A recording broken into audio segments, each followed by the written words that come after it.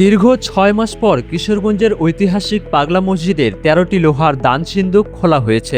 শনিবার সকাল ৭টায় জেলা প্রশাসক সোহানা নাসরিন এবং অতিরিক্ত পুলিশ সুপার নাজমুস সাকিবের উপস্থিতিতে সিন্দুকগুলো খোলা হয়। সিন্দুক খোলার পর এবার মোট ৪৩ বস্তা টাকা পাওয়া গেছে। বর্তমানে সেই টাকা গণনার কাজ চলমান রয়েছে। সংশ্লিষ্টরা আশা করছেন ৬ মাস ধরে জমা হওয়ায় দানের পরিমাণ অতীতের সব রেকর্ড ছাড়িয়ে যেতে পারে। আজ শনিবার বিকেল ৩টা পর্যন্ত সেখানে মিলেছে রেকর্ড ১২.৫ কোটি টাকা। এর আগে সবশেষ গত বছরের ২৭ ডিসেম্বর সিন্দুক খোলা হয়েছিল।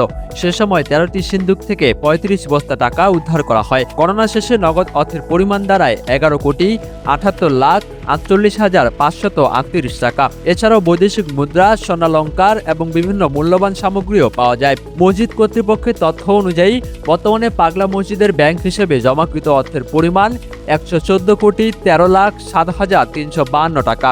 সর্বশেষ ২৭ ডিসেম্বর ২০২৫ তারিখ দান বক্স খোলা হয় এবং আজ থেকে ঠিক ৬ মাস পূর্বে খোলা হয়েছিল। সে সময়ে প্রাপ্ত টাকার পরিমাণ ছিল ১১,৭৮,৪৮,৫৩৮ টাকা, যা গণনা শেষে রূপালী ব্যাংকের পাগলা মসজিদের অ্যাকাউন্টে জমা করা হয়। এছাড়াও সে সময়ে প্রাপ্ত স্বর্ণ, রূপা এবং বৈদেশিক মুদ্রা সিলগালাকৃত অবস্থায় জেলা ট্রেজারিতে জমা রাখা আছে। বর্তমানে পাগলা মসজিদের তহবিলে সর্বমোট ১১৪,১৩,৭,৩৫২ টাকা জমা আছে। সাধারণত ৩ থেকে ৪ মাস পর পর সিন্দুক খোলা হলেও এবার ৬ মাস পর খোলা হওয়ায় দানের পরিমাণ উল্লেখযোগ্যভাবে বেড়েছে বলে ধারণা করা হচ্ছে। পাগলা মসজিদ শুধু মুসলমানদের নয়, বিভিন্ন ধর্মাবলম্বী মানুষের কাছেও গভীর শ্রদ্ধা ও বিশ্বাসের স্থান। বহু মানুষ মনে করেন আন্তরিক নিয়তে এখানে দান করলে মহান আল্লাহ তাদের মনের আশা পূরণ করেন।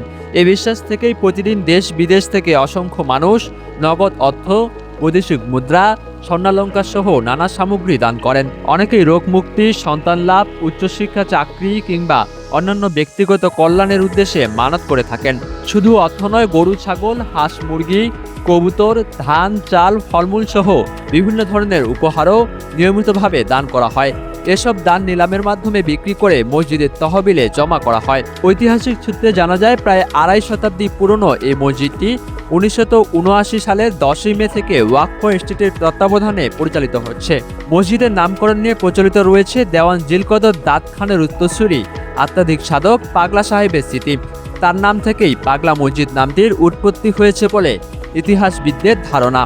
প্রতিবারের মতো এবারও সিন্দুকে পাওয়া অর্থের পরিমাণ জানতে আগ্রহ নিয়ে অপেক্ষা করছে দেশ জুড়ে লাখো মানুষ।